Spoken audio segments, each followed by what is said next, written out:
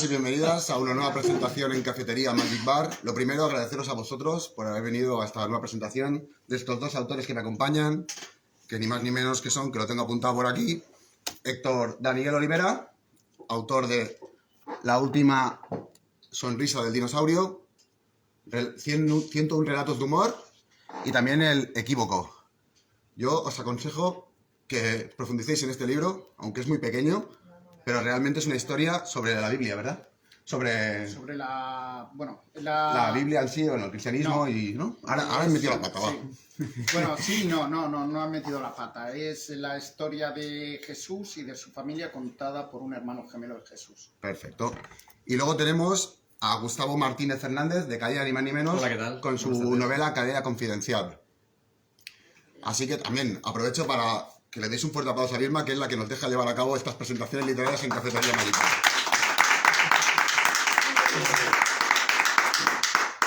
Ahora voy a empezar con una entrevista, que es lo que hago yo en las redes sociales, en un canal llamado Soy Curioso por Naturaleza. Y les voy a pedir a mis invitados de hoy que me cuenten, cada uno de ellos, un defecto que tengan siendo personas como son. Así que, por favor, empiezas tú. Héctor, cuéntanos un defecto que esto tengas. para empezar, Sí, ¿no? tal cual, sí. ¡Pum! Como tarjeta de visita. Un defecto. Bueno, pues, ostras, me dejas un poco en blanco, ¿no? Ahora mismo... Que si fuera una virtud es más fácil que un defecto. No, pero luego vamos a la virtud. Primero un defecto. A ver, ¿Lo quieres pensar? paso palabras, sí. Pues, Voy a pensar, paso cuéntanos un palabras. defecto que Tengo muchos, Os pero... cuento un defecto de Héctor. Bueno. No, pero no haga spoiler. Elijo entre los que tiene y luego os digo. Cuéntanos tú, El mío es, uno ¿os tuyo. acordáis de la película Peor Imposible? Sí. ¿O Mejor Imposible? ¿No? Peor Imposible de Jack Nicholson. Mejor. Mejor. Mejor Imposible. Este señor que iba pisando las losetas de la calle y tal. Ese soy yo. Y también te lavas las manos tanto y la tía la pastilla de jabón. No, es un poco broma, pero bueno. Soy bastante meticuloso, me gusta mucho la precisión y bueno, soy un poco así. Héctor, un Bueno, defecto. quizás, mira, ya tomando un poco el hilo, un poco desordenado sé que soy. Pero Desordenado. el espíritu bohemio y tal lo traigo. Estar siempre con pájaros en la cabeza trae un poco eso también, ¿no? Ahora, una virtud. Ahora sí. Bueno, viene a ser lo mismo. En mi caso yo creo que es precisamente eso. Yo creo que una virtud es tener esa capacidad de querer realizar siempre el último esfuerzo para que las cosas se acaben bien, ¿no? O sea, cuando ya se supone que lo has dado todo, pero parece que falta algo más, ¿no? Pues es importante, si ves que realmente falta algo más, ser capaz de sacar de donde sea la fuerza necesaria para eso, para subir un peldaño más, ¿no? Aunque eso suponga un esfuerzo para ti, y que al final lo que estás llevando a cabo en ese momento, la tarea, la actividad que estás llevando a cabo, finalice como tú quieres que realmente finalice. Héctor, una virtud. Una virtud, bueno, en cierta manera habría aunque parezca mentira, una cierta tenacidad en el sentido en que cuando me pongo en modo cabezón, yo es que mi padre venía de Aragón, o sea, ya un poco de herencia genética en esto, y entonces si me pongo cabezón sí que suelo tener un poco de persistencia, ¿no? De hecho, para escribir se necesita una cierta tenacidad, ¿no? Una cierta persistencia, porque es decir, incluso no pensarlo, ¿no? O sea, tirarlo adelante, porque si no, si te pone a pensar mal, ¿no? O sea, son estas cosas que es como una piscina, ¿no? O te tiras o no te tiras, ¿no? Entonces, tener ese punto de decir, no, yo me pongo esto y da igual salga el sol por Antequera, y da igual todos los hándicaps que haya, que lo voy a sacar porque se me ha metido entre ceja y ceja, ¿no? Entonces, si me pongo en modo maño, pues sí que soy capaz de sacar algunas cosas. Para otras desisto, ¿no? Pero, por ejemplo, para esto, pues quizás no tanto, ¿no? Muy bien. Algo que os parezca curioso del mundo que nos rodea. Hay que ponerse... Qué presentación, me voy a poner triste porque me parece curioso. Llegó un momento en la vida, que sería, pues, me imagino que en torno a los 45 años o así, ¿no? Que pensé que ya lo había visto todo y que las cosas, todo iba a ir a mejor, ¿no? Y me parece curioso que, bueno, 10 años después, cuando observo lo que está ocurriendo en el mundo, ¿no? Incluso en el entorno geográfico más cercano, me refiero a España, ¿no? pues parece increíble que las cosas es como un bucle continuo, ¿no? Esto ya lo escribió, no sé si era un monje, pero no sé si tenía algún tipo de cargo en la abadía de Montserrat, que se llamaba Agustí Altisent. Ganó un año el premio Godó por un artículo que escribió en el que decía que la historia era, y de esto Héctor nos podría hablar mucho porque Héctor tiene muchísimo interés en la historia, que la historia era elíptica, ¿no? Y lamentablemente es elíptica. Que las modas se repiten y Lo todo. malo no son las modas, lo malo son los errores Bueno, y los sean desastres, que los naturales al final son cosas son puntuales. impredecibles y no Ujú. puedes hacer nada por ellos, ¿no? Con ellos, pero los desastres que causamos nosotros o nuestros dirigentes, pues bueno, es curioso ver cómo a pesar de todo lo que parece que estamos avanzando, ¿no? De la formación de las personas, la educación, etcétera, los errores se siguen repitiendo. Quizás tenga algo que ver con que se presta poca atención a la historia, quizás, ¿no? Héctor, Sí, algo que te llame la curiosidad, en este caso a ti. Bueno, ¿Algo que tenga que ver no. con Gustavo también? ¿O es un Sí, tema bueno. completamente diferente? A ver, yo lo que diría es que tampoco quiero ponerme aquí muy dramático, ¿no? Pero sí que es cierto que en este momento a mí me llama la atención un poco dos cosas, ¿no? Esto de la inteligencia artificial, por ejemplo. Vale, Esta ahí semana ya. salió un dato que me quedé patidifuso, ¿no? Porque Amazon había limitado que solo cada autor pudiera colgar 3 libros de su autoría diarios, Vale. porque los estaban fabricando como buñuelos la inteligencia artificial, como churros, ¿no? Ujú. Sí, sí. Entonces, claro, eso me pareció un poco distópico, ¿no? Me pareció una burrada, ¿no?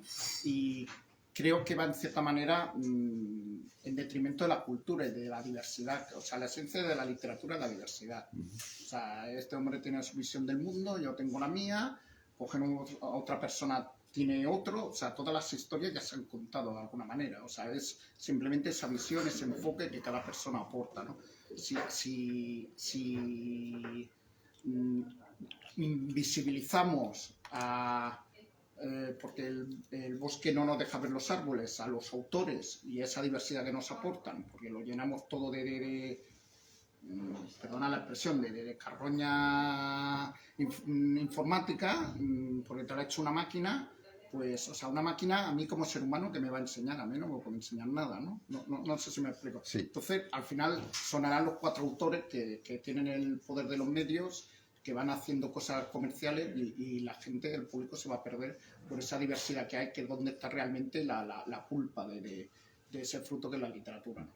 Sí, porque en cierto modo lo que intenta decirnos es que actualmente hay una aplicación donde tú puedes poner ciertas palabras y te puede componer un texto. Entonces yo creo que se pierde la calidad humana. Incluso hay libros escritos por máquinas con autores de nombre que son reales. Cosa que creo que con eso ha habido tema y han dicho que ya no se va a permitir. Sí, si una máquina te escribe un libro, va a ser la máquina que tenga la autoría. No, el que ha creado la aplicación, no el propio autor como tal, porque no es un autor real. Él ha puesto unas palabras y se ha formado un texto a raíz de eso, o una poesía. Es decir, es muy curioso este mundo de las nuevas tecnologías, porque yo sigo diciendo que se pierde la calidad humana y es muy triste, en cierto modo. Y literaria, ¿eh? Porque Sí. lo que he Bueno, leído ya hasta ahora es muy malo. Pero toda la información se basa en Google, en todo lo que el Internet tiene. Por eso digo que en cierto modo, para mí... Porque claro, escogen por algoritmo lo que se llama previsible. Entonces, claro, todos los lugares comunes, todos los estereotipos, todos los tópicos, te lo van repitiendo porque es lo que más frecuente, ¿no? O sea, que vamos, que hacen cosas que no vale la pena. O sea, No. si veis un libro creado por una máquina que ponga o que sospechéis, no lo compráis porque vamos, va a ser malo con toda seguridad, ¿no? Vamos a por otro punto de esta presentación personal. Un sueño o pesadilla que recordéis con claridad. Bueno, esto es muy simple, para mí es muy simple. Yo desde los 14 a los 20 años fui fumador, ¿Vale? más o menos desde los 14 hasta los 20 años, y lo dejé de golpe. Y durante años, pues, de pronto podían transcurrir 8 o 10 meses o el tiempo que fuera, que no te habías acordado nunca del tabaco. Y de pronto una noche soñabas que volvías a fumar. Escenas increíbles que decías, ¿cómo es posible que mi mente esté tratando de llevarme ahí, ¿no? Qué bueno. Entonces despertabas como una pesadilla realmente, ¿no? Sí. Héctor. Bueno, mis padres fallecieron ya hace Ya, mi madre hace bastantes años, mi padre era unos 10. Y bueno, no es que no los tenga presentes, pero bueno, tú vas haciendo tu vida. Sin embargo, me suelen aparecer en sueños, hablando conmigo. Bastante, de una forma, no todos los días, pero recurrente. O sea, es una cosa que ya estoy viviendo con ellos, ¿no? O sea, me aparecen más en sueños que en el pensamiento consciente, ¿no? ¿Esto? Es curioso. Sí. Vamos a pasar a otro punto de estas entrevistas que suelo hacer yo a través de Soy Curioso por Naturaleza, y a este punto le llamo el ciclo de la vida agradecida. ¿Por qué esto?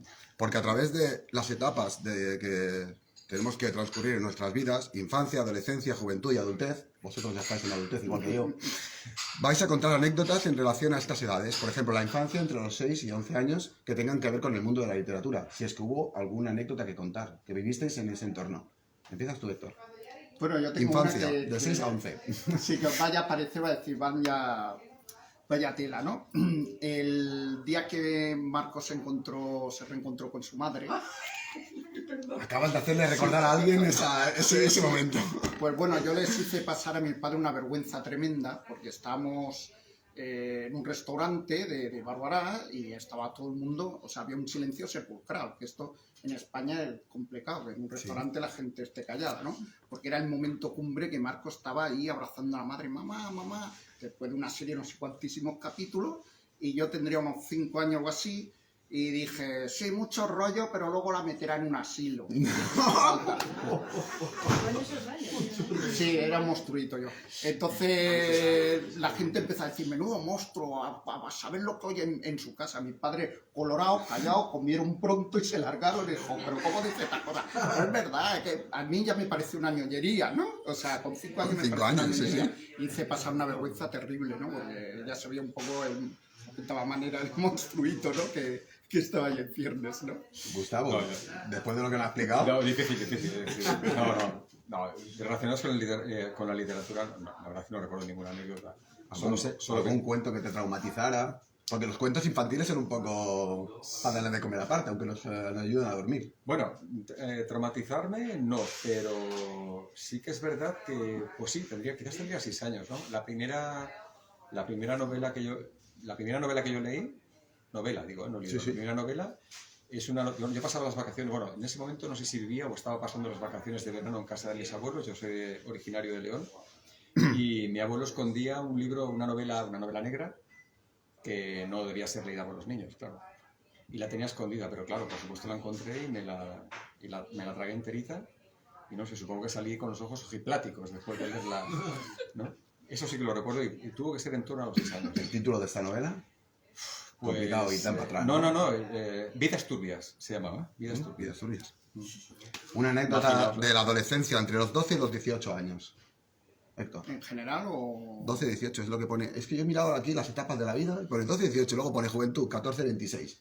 Y esto de verdad lo habéis consultado en las redes sociales y me he quedado un poco perplejo diciendo, ¿cómo puede ser? Porque la adolescencia y la juventud están un poco ancladas. Lo que pasa es que unos maduran antes que otros. Sí, No madura nunca. exacto. Así que vamos a la adolescencia, entre 12 y 18. Después de la historia de Marco, Algo que yo, Sí, que tú- yo que- hiciera, que tú recuerdes en- una anécdota sí. en general, ¿no? No tiene que ver con la literatura, ¿no? si es con la literatura, bien, si no, pues... No, a ver, yo mira, tenía yo 20, o sea, yo soy objetor de conciencia, entonces me apunté estaba en un grupo que era antimilitarista, Vale. y esto es una anécdota. Y en aquellos momentos quedaba una estatua de Franco ecuestre en el castillo de Montjuïc, que Vale. luego la retiraron pocos años después, estoy hablando del 84, 85, y unos cuantos nos juntamos con bolsas de pintura rosa y pringamos a la estatua de Franco de color rosa y bueno, no me detuvieron, no sé ni cómo, ¿no? O sea, porque tengo un ángel de la guarda allí. Esto se Cuando queda bajamos de la grabado, montaña, sí, bueno, ya prescrito. Vale, vale. Hace muchos años prescrito.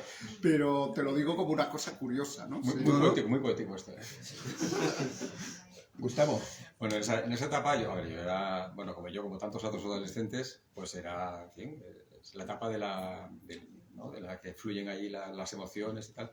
Y claro, yo escribía, y evidentemente escribía poesía, que como ya he dicho, pues a romántica se entiende, claro. Que como ya he dicho alguna vez, pues afortunadamente se ha perdido, ¿no? Entonces, Bueno, Eso es mi única anécdota, ¿no? algún enamorado queda, por ahí. Sí, sí. O alguna enamorada. Porque También. seguro que conservan mis poesías allí. La juventud. La juventud baila.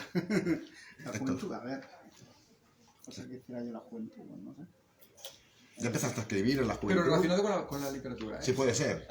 Relacionado con la literatura, A lo mejor empezaste a escribir ahí tus primeros relatos, porque esto no deja de ser una recopilación de 101 ni más ni menos.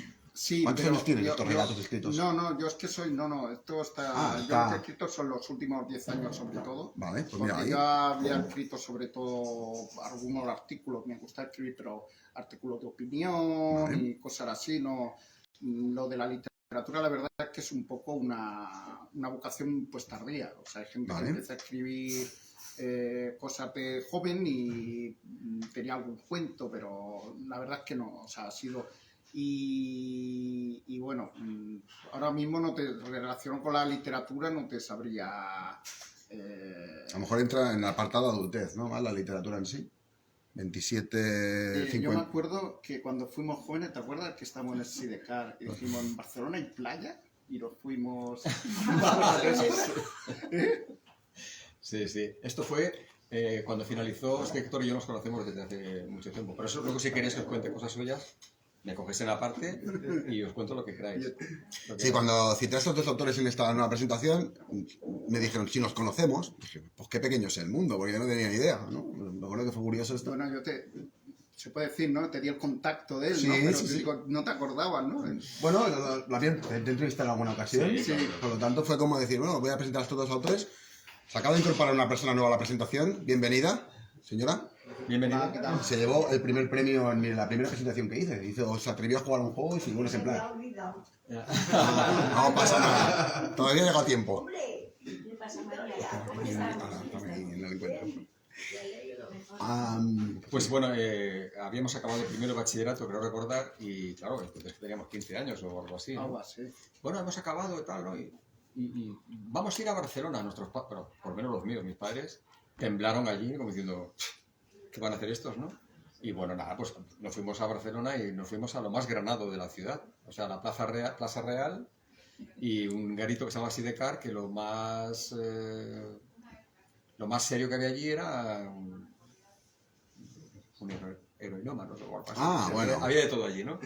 Y sí que es verdad que acabamos en la playa y éramos 4 amigos y bueno, pasamos ahí la noche, llegamos sanos y salvos a Nos casa. encontramos un guardia civil. ¿Te acuerdas de esto? No, de la Guardia Civil. Entramos entre un pasillo entre los baños y debajo de una farola salió un guardia civil con tricornio. Se nos dejamos miedo. Es que esto me acuerdo yo. O sea, De esto no me acuerdo. y dijimos, no nos metimos a la playa. Pues bueno, como para no acordarse. Ay, bueno, ha habido más escenas de playa, sí, ¿eh? Sí. Vamos a pasar a un apartado que he llamado Tinta Negra, y es que me expliquéis algo malo del mundo de la literatura.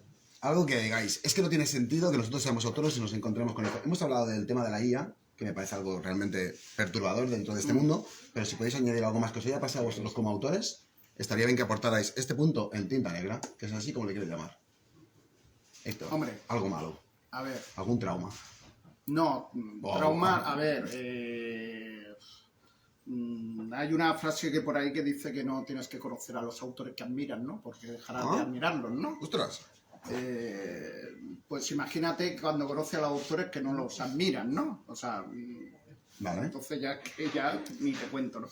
Pero bueno, a ver, sí que me he encontrado a veces, no voy a citar autores, ¿no? Pero me relaciono con autores de microrelatos. En este libro, por ejemplo, hay muchos microrelatos, saca solo del dinosaurio, los Sí. logo, que tienen que ver con eso, que bueno, te hacen microrelatos y parece que estar hablando con Dostoyevsky, ¿no? ¿Sabes lo que te quiero decir? A ver, tío, un poquito bájate de la peana, que hace una cierta arrogancia por parte de algunos, ¿no? Dicen que hay otro chiste por ahí que dicen que el plato preferido de los escritores son egos revueltos, ¿no? Vale. ¡Ostras! ¡Qué bueno eso! Pues un poco el tema va por ahí, ¿no? Que sepáis, bueno, esto que dice Diego Revueltos, en el fondo, en el mundo de la literatura, yo como entrevistador, porque he entrevistado a muchos autores y autoras, sí que es verdad que parece que entre ellos siempre se intentan pisar uno a otro. Es realmente curioso el hecho. Sí que es verdad que se pueden llegar a conocer como estos dos invitados que tengo hoy, pero en el fondo no deja de ser un poco el léeme a mí, lo mío es mejor.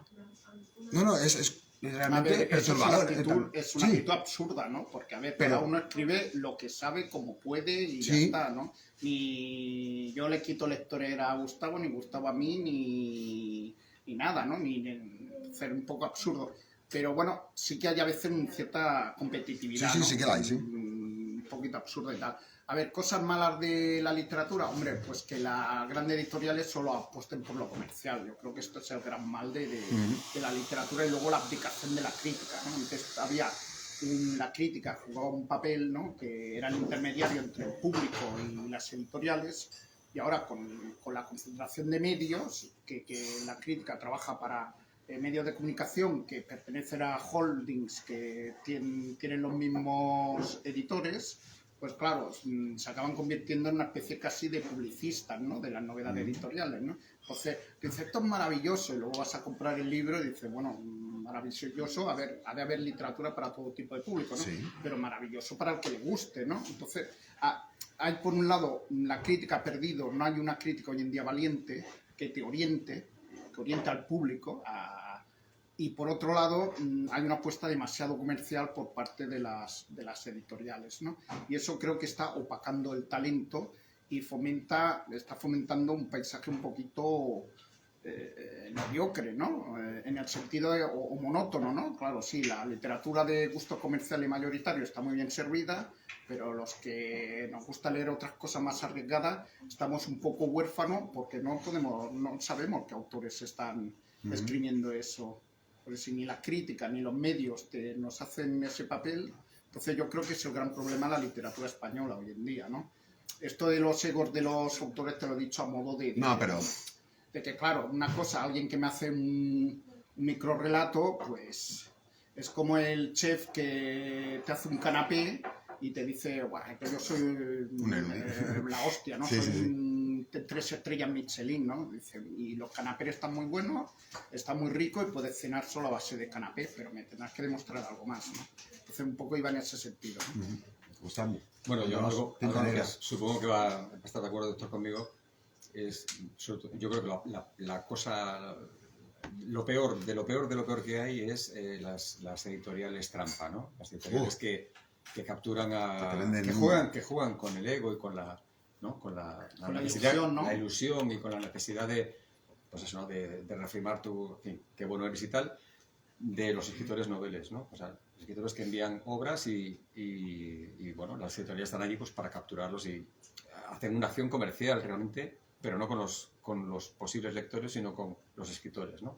Qué bueno eres, te lo vamos a publicar, pero claro, esto tiene un coste, etcétera. Con lo cual el escritor acaba siendo una parte importante de los ingresos de la editorial. La editorial no gana dinero vendiendo libros, sino que gana dinero cogiendo tu obra y, bueno, haciéndote, pues hay un trabajo de corrección, de maquetación, de publicación, y ahí se queda todo, tú lo has pagado. Esto hay así, y juegan con el ego de los... Y esto es curioso porque lo relataba, por ejemplo, Humberto Eco lo relató en El péndulo de Foucault. O sea, que es algo que es público y conocido. Pero ¿qué pasa? Que el ego de los escritores es demasiado fuerte. Y entonces tiendes a... Iba a poner un ejemplo, un paralelismo, pero me voy a callar. Tiendes a creer que no. O sea, tu tendencia va a ser creer que no, que lo dicen de verdad. Pero tú sabes, te estás engañando a ti mismo porque no lo dicen de verdad. Y esto no significa que todas las editoriales en trampa, no digo esto. No, pero yo creo que hay unas cuantas que son sencillamente, pues eso, cebos para que los escritores caigan allí y acabar pagando la factura de un libro que en el mejor de los casos va a acabar en una caja en 50 librerías, ¿no? En 50 cajas, en 50 librerías, pero la librería ni lo va a sacar de la caja, eso con suerte. A lo mejor ni siquiera se imprimen, ¿no? Entonces, yo creo que es de lo peor que hay ahora mismo, ¿no? Yo, para que os hagáis una idea respecto a lo que está diciendo, yo he conocido también a editoriales en el mundo de las entrevistas y dar con una que me pasó la lista de precios para publicar un libro y era como irte a una agencia de viajes. Tú mirabas y decías, 50 ejemplares, 1.500 pavos. Y decías, madre mía. Y luego te decían, no, usted le vamos a imprimir el libro, le vamos a hacer la corrección, le vamos a hacer tal. y le vamos a pasar una lista de comercios donde podrás comprar el ejemplar. Mentira. Te decían Corte Inglés, Aznac, comercios donde realmente se mueve multitud de gente. Pero todo eso era una cortina de humo simplemente por atraer ese manuscrito y una vez publicado tú tenías que buscar la vida. De ahí lo que está explicando Gustavo en cierto modo. Porque ya ves tú, yo no soy autor y me he encontrado con esto, pues imagínate la persona, el autor ilusionada que se puede llegar a encontrar con estas cosas y evidentemente picará. Y pagará esas cantidades enormes que ya te digo que te sale más a cuenta irte a las Bahamas que publicar un libro. Y esto en el mejor de los casos, porque en algunos otros, y yo lo he vivido no me ha pasado a mí, pero sí. No. Yo tenía un compañero de trabajo que publicó un libro, bueno, más o menos relacionado con la formación, y claro, me lo enseña, y, aparte de que la calidad del libro era penosa, claro, yo lo veo y digo, pero si esto es, o sea, esto lo han cogido, me han hecho lo que hubiera hecho yo, subirlo a Amazon Sí. y se acabó. Es decir, lo mismo que puedes hacer tú, lo mismo que hacemos nosotros, que es coger una plataforma digital y publicarlo, lo mismo, pero con un intermediario que te ha cobrado por algo que tú puedes haber hecho completamente gratis. Completamente gratis. Es que esto es fuerte. Y algunos lo ponen incluso Y en encima- beneficio a la cuenta corriente de la editorial. Y encima ni También los hay. siquiera tiene la decencia de crear tu propio perfil para que seas tú el que gestione. O no te pagan la reglaria de las Bueno, ventas, bueno, que también pueden Sí, sí, pasar. sí. Entonces, Bueno, hay que tener muchísimo cuidado. Bueno, yo no solo es el ego, juegan con la ilusión, sobre todo Sí. de la persona, porque a ver, esto uno escribe para uno, pero escribe para que lo lean, ¿no? Entonces hay mucha gente que tiene ilusión con que haya un público que lea eso, y esta gente, pues los piratas esto, pues aprovechan de la ilusión de la persona y bueno... Debe haber un círculo del infierno Un círculo. exclusivo destinado para meter a Para- estos seres, para ¿no? editoriales Sí, pecadoras. editorial estafa, sí. Héctor y Gustavo, vamos a hablar de la portada de vuestros libros, así que empieza tú, Héctor. Cógeme, Sí. háblame un poquito de La última sonrisa del dinosaurio. ¿Qué se van a encontrar las personas si deciden leer este libro de 101 relatos de humor? Sí, voy a hacer un chiste, ya lo había hecho en otra presentación. Pone 101 relatos de humor, pues básicamente con eso está dicho todo, ¿no? Es como el chiste este de que van dos amigos y le dice uno al otro, dice, oye, dice, el otro día fui a ver una película, dice, ¿qué película fuiste a ver? Dice, Tiburones asesinos. Dice, ¿y de qué va? Pues un poco el tema este pues va de esto, va de 101 relatos de humor, hay mucho humor negro, como te he comentado antes, hay absurdo, hay también humor blanco, todos tienen un poco, son relatos breves, porque claro, el libro ya veis el tamaño que tiene, 101, alguno incluso de algunas pocas frases y bueno, todos el hilo conductor del humor, un humor un poco peculiar que es el que tiene pues su autor que está aquí. ¿Te apetece leer uno de esos relatos? O unas Sí. pequeñas líneas para que nos hagamos una idea Sí, de lo que nos podemos mira, encontrar. aquí tengo, por ejemplo, Ay, nos hemos olvidado de decir eso de apaguen móviles en la presentación. Por favor. Pero un buen tema, hombre.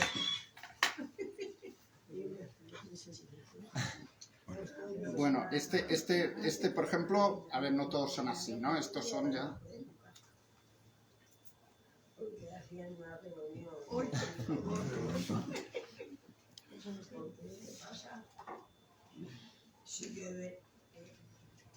Héctor, Estamos esperando Sí, que... mira, por ejemplo, este es un anorrelato, ya no es micro, ya es más pequeño todavía, mira. que se llama Esquela. ¿Mm? Murió el glotón, despensa en paz. Esto es un... ¿Cómo lo has llamado a esto? Un anorrelato. Yo conocía el microrelato como tal, pero el nanorelato nunca había escuchado hablar de él. Pues sí, Murió el glotón, perdón, es que casi que lo memoré. Despensa en paz. Despensa en paz. despensa en paz. Murió el glotón, despensa en paz. Bueno, mira, este también es muy cortito. Tourist Tour. Era el plato fuerte del paquete vacacional. La visita al Parque de las Secuoyas Gigantes en California. Mientras los turistas proferían exclamaciones de admiración ante la grandiosidad y belleza de los árboles, el turista escandinavo, directivo de una conocida multinacional, solo veía miles de muebles con nombres suecos. Toma. Esto tiene una marca detrás, ¿no? Sí, la marca es obvia, pero bueno, no la cito, ¿no? Si nos quieres hablar también de la contraportada, en este caso, ya nos podemos... Bueno, la portada La hay un dinosaurio porque la gente que hace microrelatos tiene hubo un tiempo en que un autor que se llama Monterroso hizo un microrrelato que decía, cuando se despertó todavía el dinosaurio estaba allí. Iba a hablar yo de ello, tío. Sí.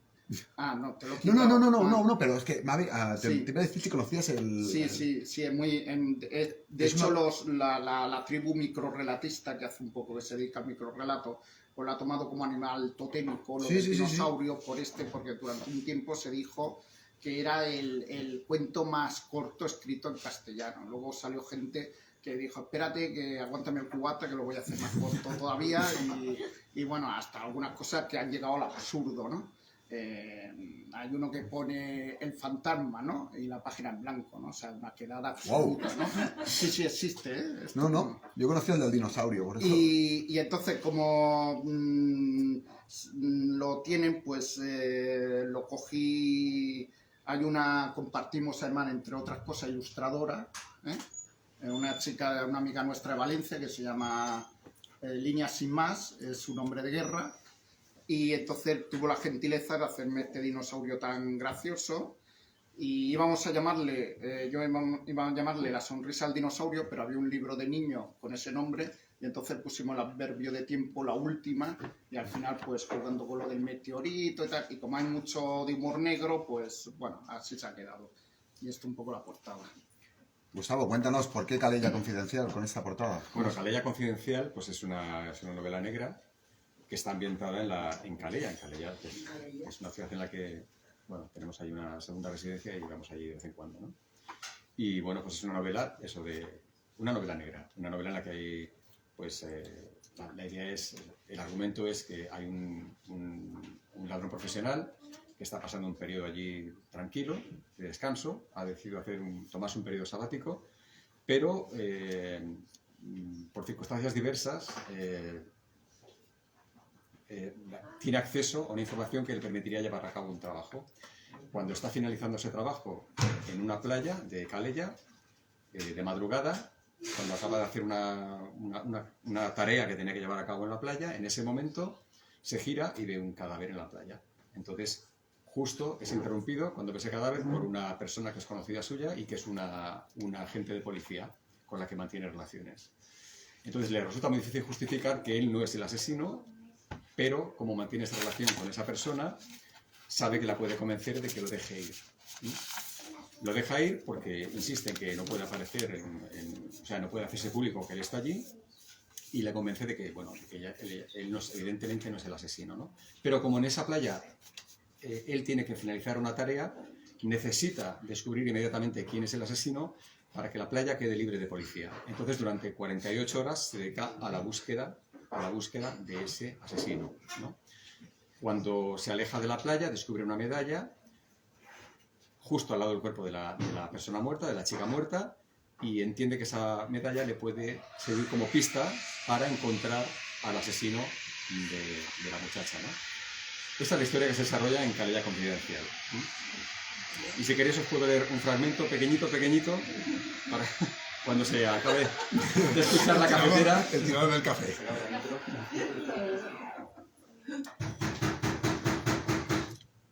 Bueno, Ya hemos...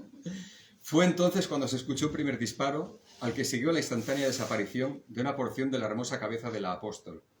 El resto siguió unido al cuerpo por el cuello, sangrando borbotones, empapando la piel del fragmento persistente de su rostro y goteando en descenso sobre la piel de su vestido. El tronco se sumió en un movimiento convulsivo, un calambre que anunciaba el estertor de la muerte. No todos así, ¿eh? ¿Y la culpa fue de la rumba? ¿Por qué la culpa fue de la rumba?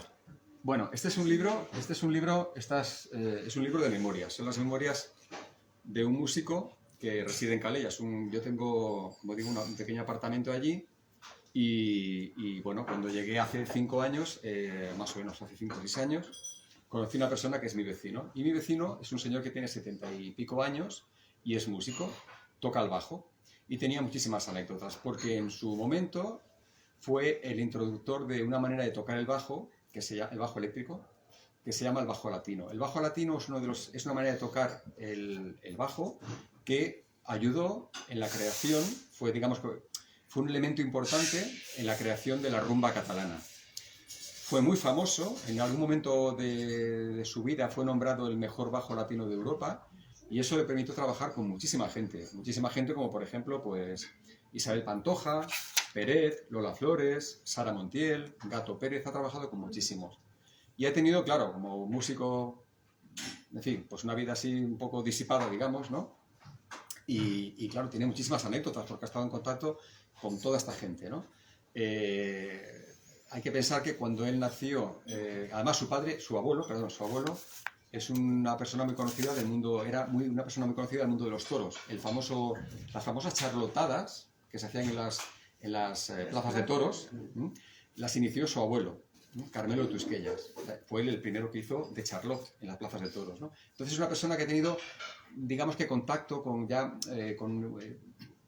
el mundo del arte desde muy pequeñito. Y ya cuando aún no era ni adolescente casi, que ya había estudiado en el conservatorio, ya era músico, empezó a tocar en un grupo que había montado él mismo, pero ya era llamado a tocar como músico de sustitución cuando alguno se ponía enfermo en locales de la noche, que ya os podéis imaginar qué tipo de locales había, porque entonces no había tocadiscos, había orquestas. Como el que acabasteis en Plaza Real.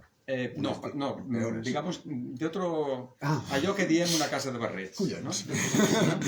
Y entonces, bueno, claro, una persona que ya antes de ser adolescente ha tenido contacto con ese mundo, que luego ha viajado a Escandinavia, imaginaos el contraste de la España franquista con su moral, que no vamos a entrar aquí si era mejor o peor, entramos que es una moral concreta, ¿no?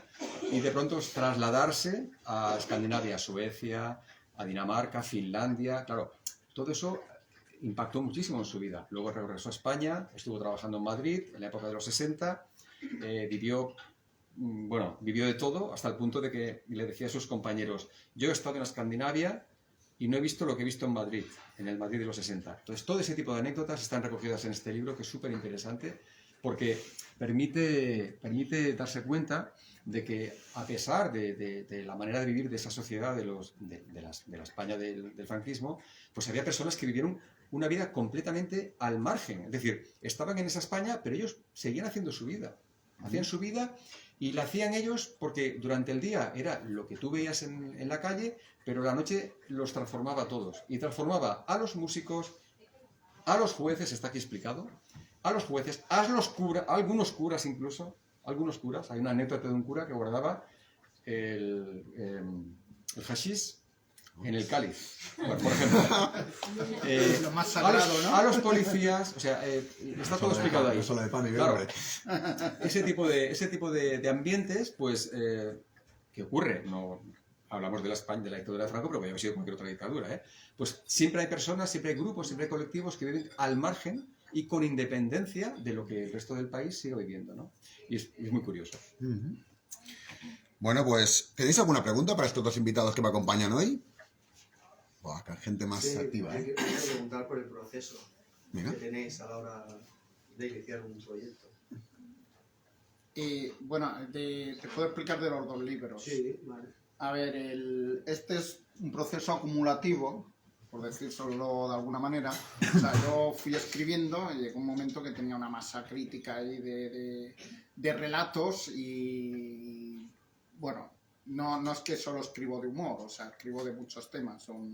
Al otro día lo estaba comentando antes con Carol, que tanto él como yo, pues yo creo que sí que somos escritores versátiles, o sea, se nos podría definir así, ¿no?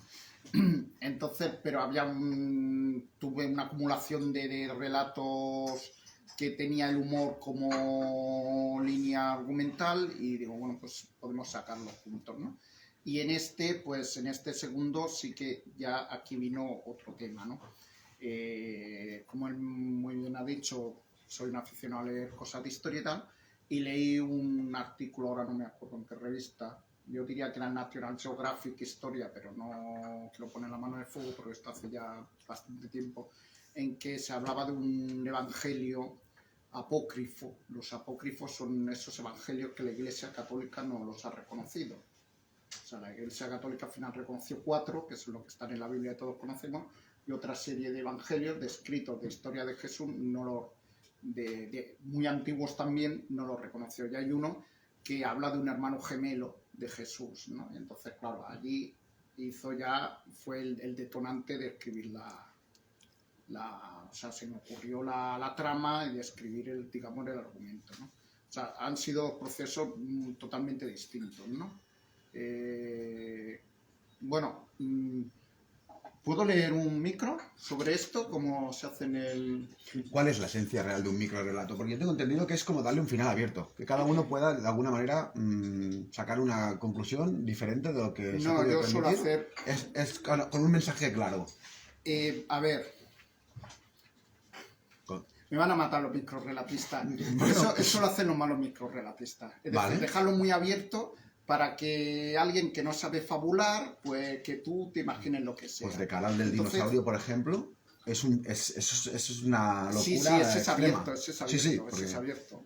A ver, pueden hacerlo abierto o cerrado, pero yo creo que la esencia de un microrelato es como esos barquitos que metes en la botella, ¿no? Vale. O sea, que tenga ese encanto, esa magia, que sea un relato que tenga planteamiento, nudo y desenlace, Sí. y que con la máxima economía de palabras, ¿no? Claro, si tú lo dejas totalmente abierto y al final utilizas eso que en literatura se llama deus extra machina, es decir, que el desenlace no tenga nada que ver, o sea, al final eran unos fantasmas, o al final era un extraterrestre, o no sé qué, o sea, no hay una relación entre planteamiento y desenlace. A mí, por ejemplo, me crea desazón. Sé que se estila mucho, pero a mí, como lector, me crea desazón, porque me siento un poco estafado, ¿no? Vale. Entonces, por ejemplo, el que iba a leer ahora, a ver si lo encuentro, porque tiene que ver con esto, se llama... Ese está totalmente cerrado, se llama El susurro de las musas. O sea, acaso, ves comentándolo tú mientras yo voy buscándolo. La pregunta Sí. que ha hecho... Bueno, en mi caso, como he escrito cosas muy diversas, pues cada una pues, ha sido también un proceso distinto, ¿no? El primer libro que escribí fue consecuencia de un viaje a China que realicé con mi familia. Se llama Y despertamos en China. No lo tengo impreso, solo se puede adquirir en Amazon, nada más. Y bueno, pues es literatura de viajes, ¿no? Que se supone que la literatura de viajes tiene que aunar dos cosas, ¿no? Un poco de documentación o de cultura o de datos que tienen que ver con el país y luego las anécdotas de lo que te va ocurriendo en el país a ti, ¿no? Y entonces ahí el proceso fue muy sencillo. Sencillamente viajaba bueno, viajamos de todas las maneras posibles por China, porque ya sabéis el tamaño del país, ¿no? Hicimos como medio país en 20 y pico días y aquello fue... Entonces tenías mucho tiempo para realmente tomar notas, ¿no? Cuando íbamos en el tren, normalmente, pues mientras íbamos viajando, yo tomaba notas. Y cuando llegué aquí, pues lo que hice fue, pues, escribir, pasarlo todo a una redacción un poco más formal y, al mismo tiempo, ir añadiendo datos. Pues yo qué sé, si iba a haber un museo, pues explicaba cosas del museo. Si visitaba una ciudad que tenía alguna característica, pues lo explicaba. Y así, ¿no? Explicar, por ejemplo, pues cómo se construyó la muralla china, yo qué sé, cosas por el estilo, ¿no? Y ese fue el proceso, ¿no? Es decir, primero, redactar lo que había acontecido durante nuestro viaje, con sus dificultades, que os puedo asegurar que son muchas. En China no hablan inglés, no hablan nada que no sea chino. Bueno, a lo mejor ahora, ya 10 años después, igual ya sí, ¿eh? Pero es complicadísimo.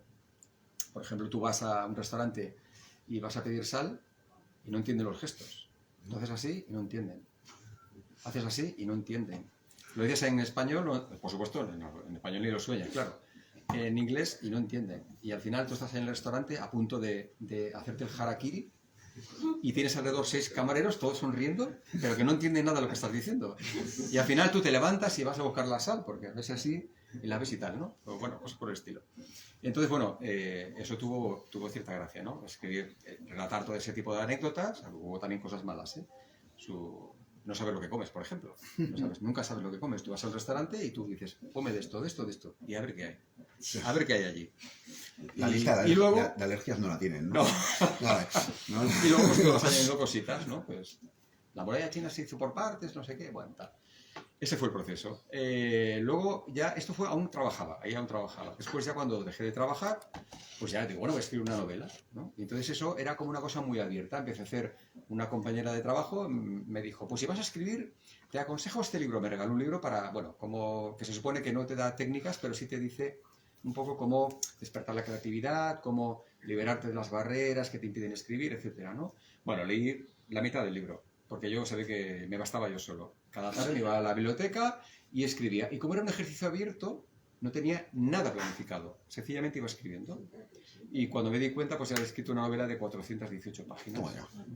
Y bueno, y así. Y luego ya pensé que debía ir estructurando más las cosas, ¿no? Y por eso esta novela está ya mucho, mucho más estructurada, ¿no?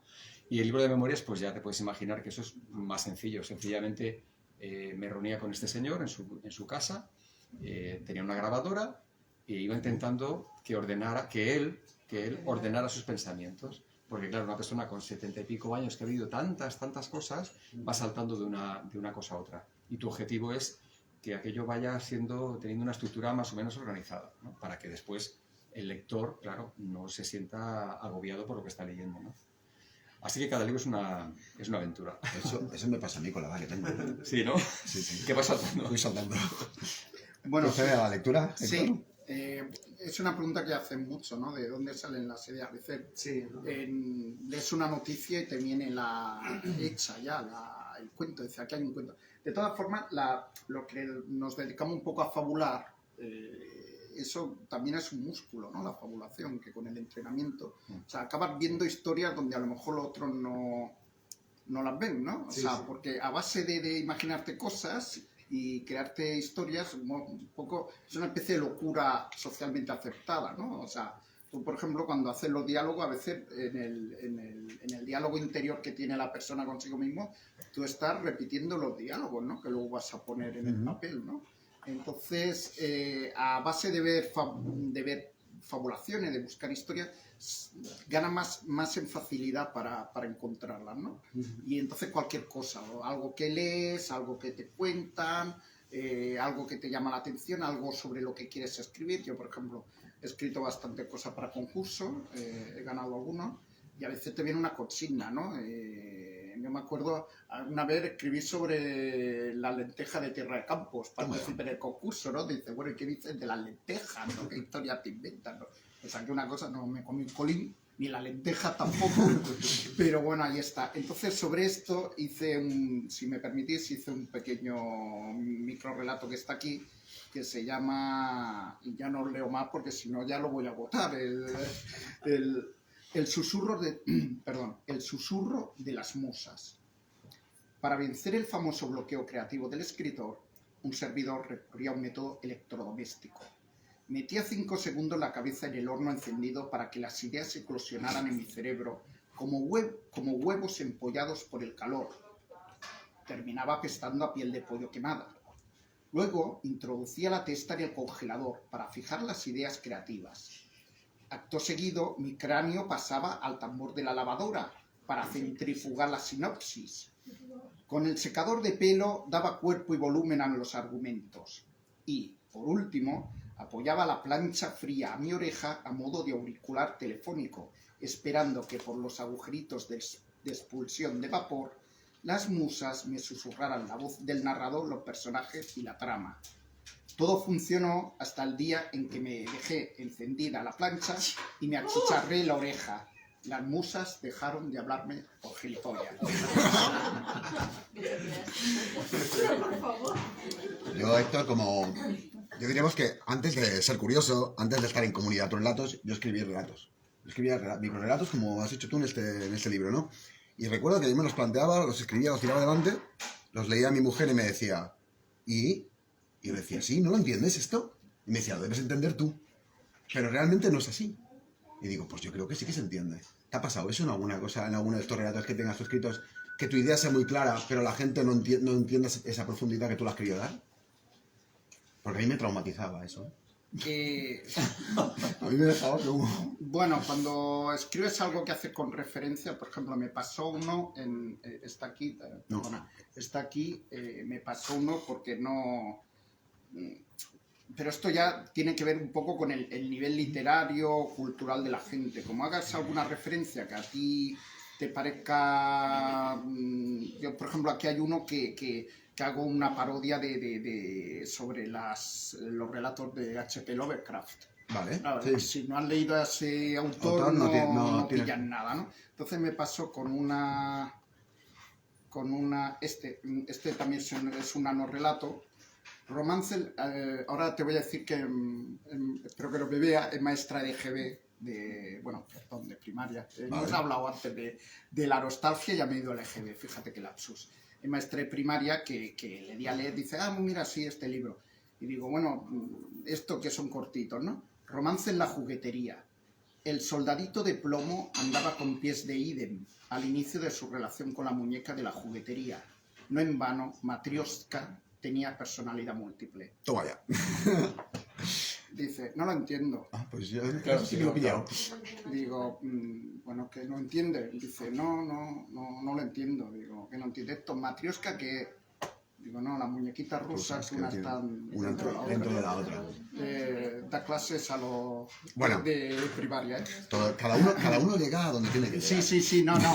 Pero que claro, que te puedes encontrar eso, ¿no? En un momento, y si vas subiendo las referencias y tal, pues es como si, yo qué sé, los frikis de los juegos de rol y cosas de estas, seguro te hablan de un universo de referencias que como tú seas un poco al margen, igual no pillan nada, ¿no? O sea, hacer esto un problema que te puedes encontrar, ¿no? Sí, yo como jugador de rol, haciendo personajes con los chicos que juegan conmigo, ¿no? Me decían cosas que yo decía, pero vamos a ver, no lo entiendes. Y es ahí donde dices tú, ¿no? Que hay gente que llega y no llega. Y tú lo ves muy claro, pero hay otras personas que se quedan como diciendo nadadas, como, ¿esto qué significa? Bueno, claro, si no es su mundo, pues no es No, su mundo. evidentemente. Yo que sé, el Pikachu, no sé cuánto personaje. Bueno, eso te lo podía decir mi hijo que está por aquí. Me viene un crío, me lo dice y se me pone cara de tonto, ¿no? Porque no sé de qué está hablando, ¿no? Y Gustavo, en tu caso, ¿existe la policía investigando todo este delirio que has escrito en Calella Confidencial? Sí, existe la policía. Sí, ¿aparece en algún momento algún investigador o algo? Sí, aparece en Y no es rollo CSI ni nada de eso. No, es la no. policía de aquí, de España, la que Es resuelve una- casos. Bueno, aparece una mosca de escuadra, pero no es ella la que resuelve el caso, sino que es el propio ladrón el que tiene que resolver el caso porque necesita resolverlo para que el espacio en el que él tiene que llevar a cabo una acción, que es la playa, quede libre de la policía que está vigilando el lugar en el que ha ocurrido el crimen, ¿no? Entonces, aparece una policía, pero realmente no tiene... Bueno, digamos que no es la que investiga el caso. No puedo leer más. Vale. Y en relación a Calella Confidencial, te podría decir, para que nuestros invitados conocieran un poquito más el libro, si llegan a leerlo, ¿podrían llegar a visualizar lugares de este lugar? Podrían visualizar muchísimos lugares porque... Bueno, Los describes como son, que tú te puedes dar un paseo por Sí. estos escenarios. Totalmente, sí. Pues De hecho, cuéntanos un poquito qué escenario pues podemos por- llegar a encontrar aquí. Pues por ejemplo, bueno, un local mítico de Calella que se llama La Cuadra, ¿Vale? que es un local, es un restaurante de día y de noche se transforma en un local en el que, bueno, la gente va a bailar, ¿no? Pero es famosísimo. Entonces, claro, como durante el día es un restaurante, pues un restaurante que tiene colgados jamones y tiene queso, llegas ahí por la noche y huele a queso. Pero la gente en la barra está tomando gin tonics. Y además me hace muchísima gracia. Bueno, yo a todos mis amigos, cuando los he llevado allí, se han quedado sorprendidos del ambiente tan variopinto que hay. Es un ambiente muy, muy variopinto, muy curioso, está muy bien.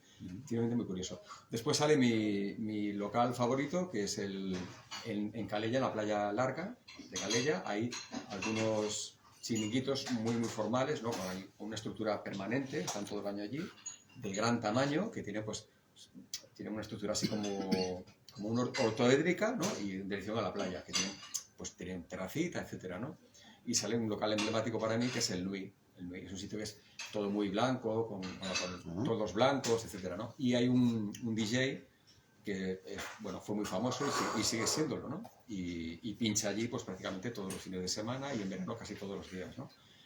Y es al lado de ese local donde transcurre parte de la acción, por ejemplo, ¿no?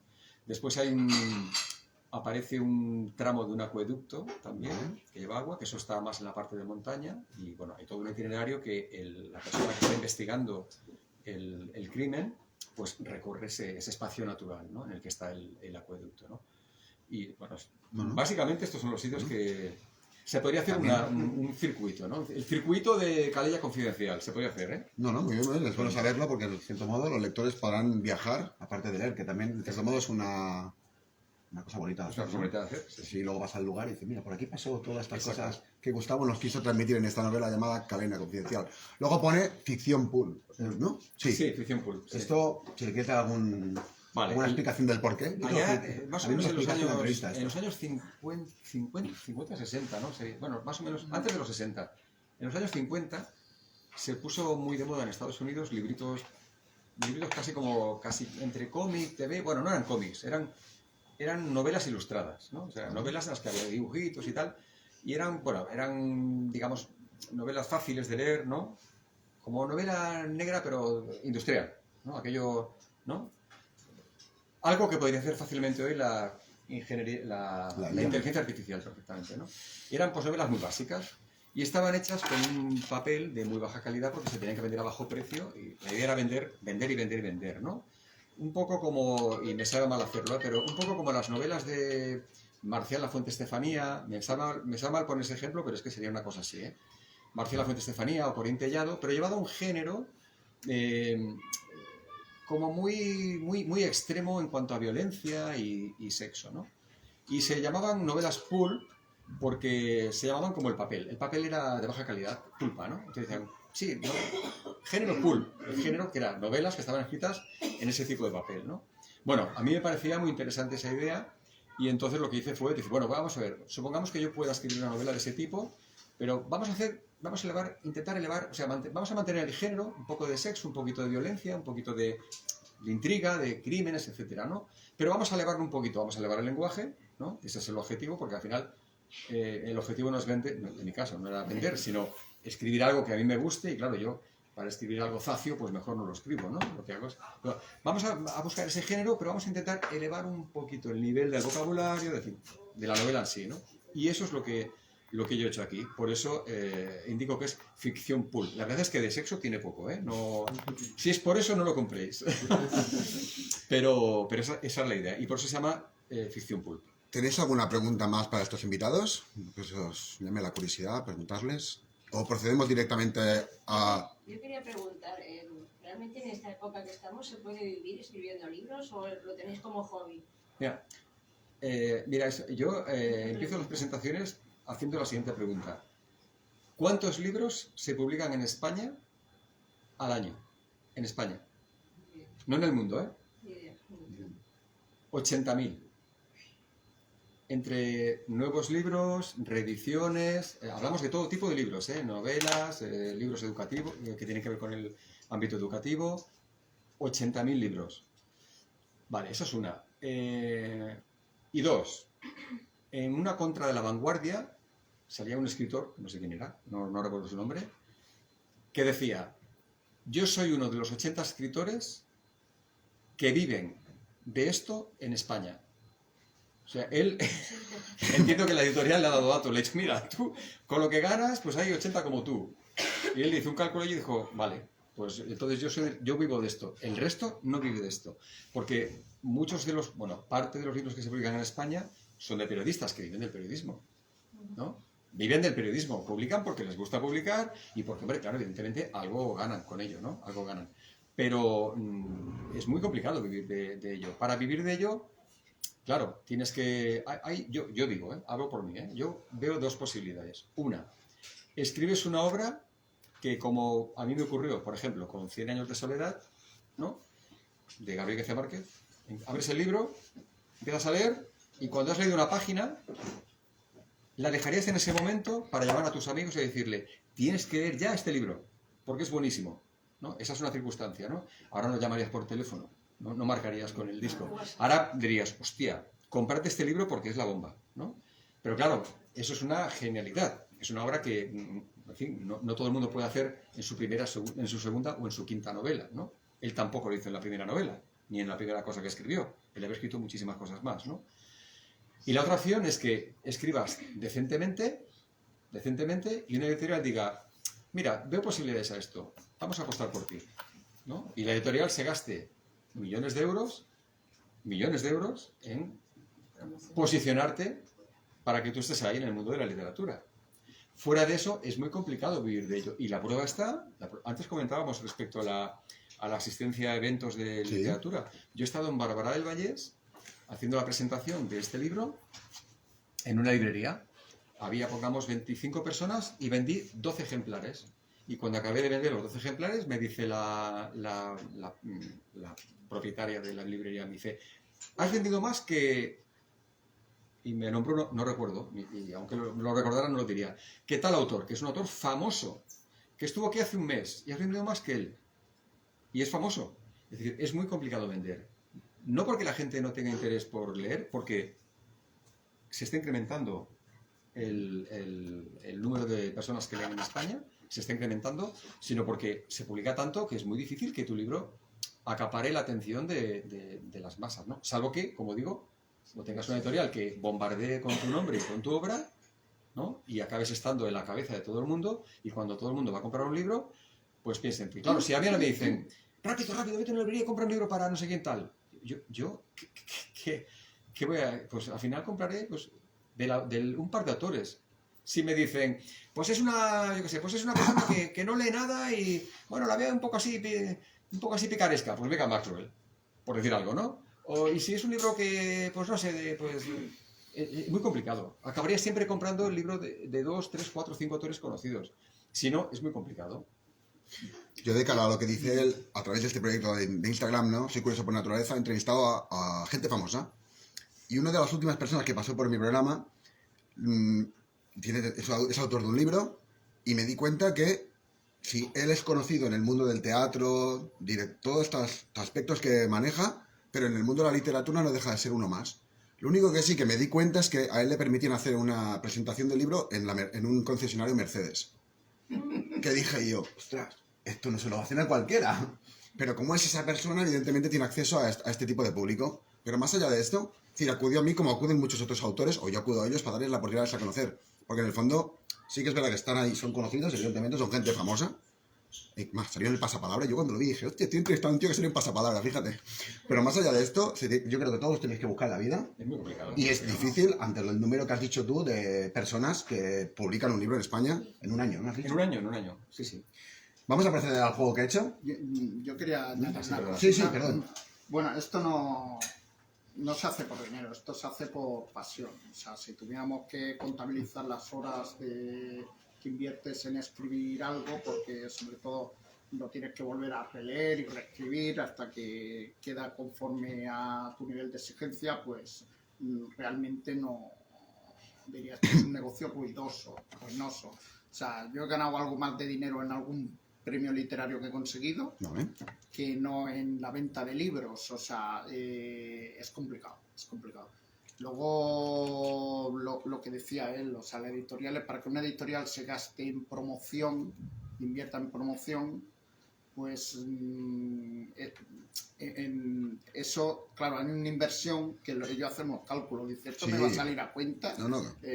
Y claro, eso apuestan por muy pocos autores, o eso, o es alguien como la Belén Esteban, que ya sale por la tele, que no le escribió, porque ya la señora no... Es ágrafa, ¿no? Le escribió un negro, que llamamos en el argot literario, alguien que escribe algo y luego no lo firma otro autor. Pues el negro le escribió el libro este que se vendió, ¿no? Porque ahora si Belén Esteban pues sale por la tele y todo el mundo la conoce, ¿no?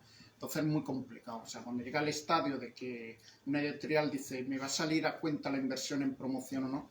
Entonces al final era lo que decíamos, que se reduce mucho. Por ejemplo, cuando sale la lista de los libros más vendidos de San Jordi, las distribuidoras ya saben cuál va a ser el libro más vendido.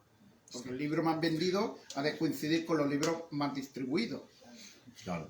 Porque si no, Sentido común. claro, no. No, Entonces ya hacen una proyección y se equivocan muy poco Ya. en cuál va a ser el libro más vendido. Como a veces selecciones en salta un España. poquito la sorpresa porque era que el hombre que tenía un título muy largo, que saltó por el anciano, que saltó por la ventana y no sé qué, llamó la atención con el título y se coló.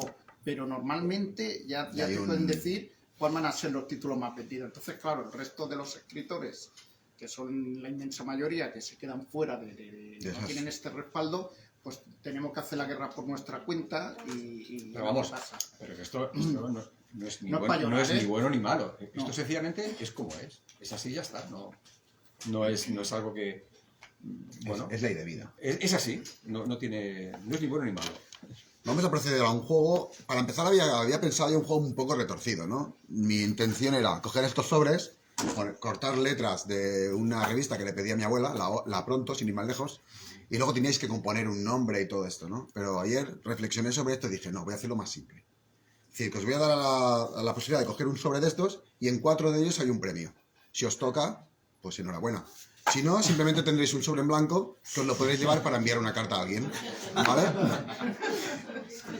Pero ahora como no se escribe, tampoco. No, pero se puede llegar a hacer. Un poquito de imaginación.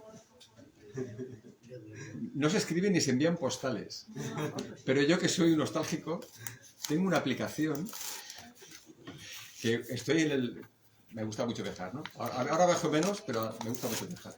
Tengo una aplicación que estás en cualquier sitio del mundo, haces una foto, pum, abres la aplicación, puedes escribir el texto,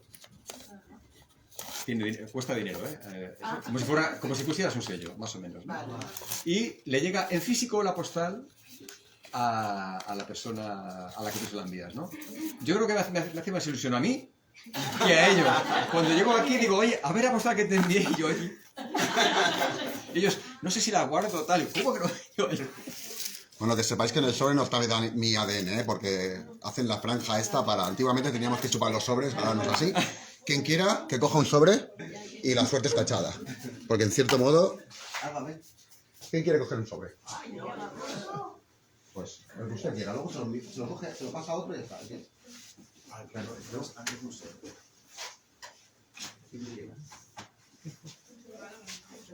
¿Tú lo que quieres? ¿Un sobre y algo? Coja usted. Aunque sea mi hijo, no sabe nada. Esto lo he hecho yo. Y no se una hora donde él está durmiendo. Tenéis dos posibilidades, sois pareja. Allá, coge uno.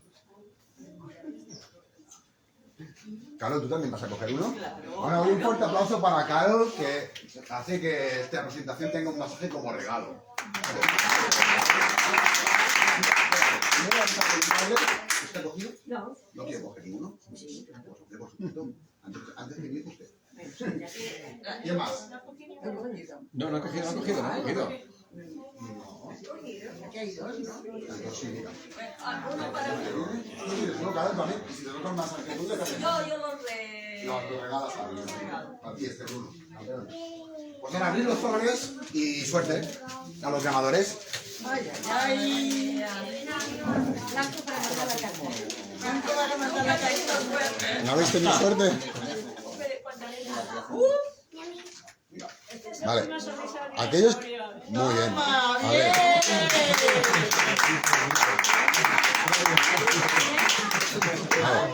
Vamos a empezar por usted. Vale. Gustavo, venga, vente conmigo, por favor.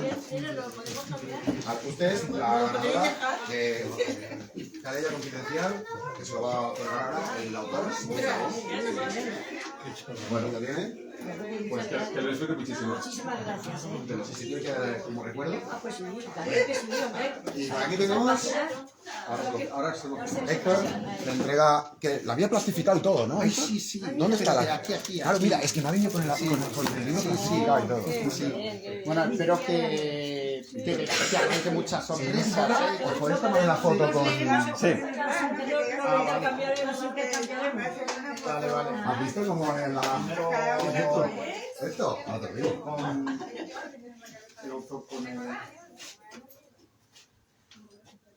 Qué bien, Victoria. Una foto por ahí, muchas gracias. Un fuerte aplauso. Tenemos los otorgados. Pues luego lo cambiaremos porque... Claro. Joel, ven. Hombre, te ha ganado una merienda, tío. Una merienda o un desayuno en esta cafetería. Vale, por lo tanto, si te quieres poner ahí también para que te hagan una foto conmigo en este caso, pues, ¿vale? O con Vilma, que es la dueña. Mira, aquí tenemos al ganador de una merienda. Y si te cuento una cosa muy curiosa de esta merienda que me ha tocado él. ¿Te acuerdas que hace poco me decían, me debes una merienda y otra la debo a ti, no sé qué? ¿Cómo te llamas? No te conozco. Ya no se la debes. ¿Te pones tu moneda? ¿Te pones yo? ¿Con la foto? Este libro de la merienda no necesita. tenía que retocar. Compañero. No le hace falta comer, muchas gracias. Muchísimas gracias. Y vamos a salir guapos, ¿no? Postureo.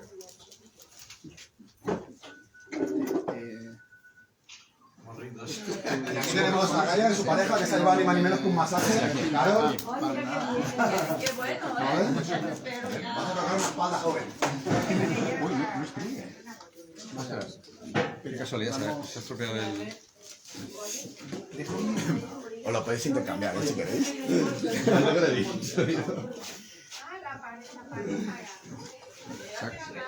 Es una merienda que es para la persona. Hostia, a ella le gustó el libro de Calella Confidencial. Yo amo mucho a Calella también. Es de... Bueno, yo soy de Alella. Es de Alella y Calella, claro. Es confusión, pero sí, bueno, vivo cerca realmente. Nos recordaremos cuando vayamos a la playa, recordaremos el rincón que nos has explicado.